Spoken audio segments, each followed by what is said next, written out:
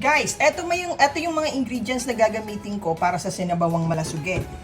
Siyempre, ang main ingredients tong malasuge ha. Meron tayong luya. Ang luya, guys, pangpaalis to sa mga malansang lasa or malansa. Kasi ang malasuge talaga, given yan, masyadong malansa yan. Garlic.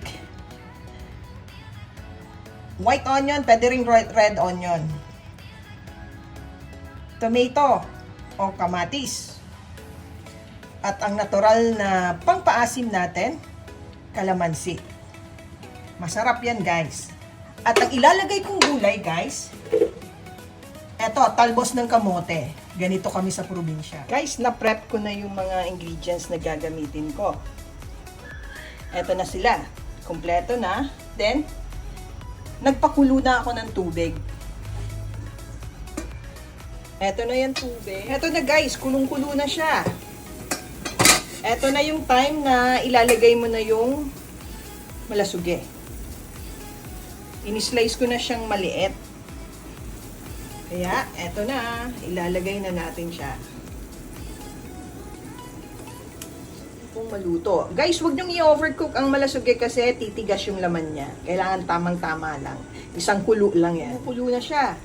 Pag nakita niyo kumukulo na, ilagay niyo na po yung gulay. Eto na, yung talbos ng kamote. Hinugasan ko na siya, guys. Sarap! Ilalagay nyo ang talbos ng kamote.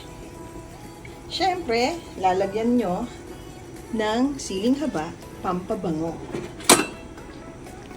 Magtataka kayo, bakit pag linalagyan ko ng talbos ng kamote, hindi siya pumupula. Ito yung sikreto niyan, guys. Pupula yan pag linagyan nyo ng kalamansi.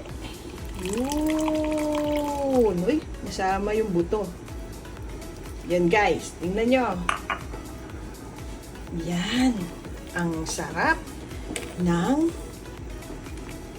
kusidong malasuge o sinabawan na malasuge. Thank you, guys, for watching. Sana may natutunan kayo. Thank you!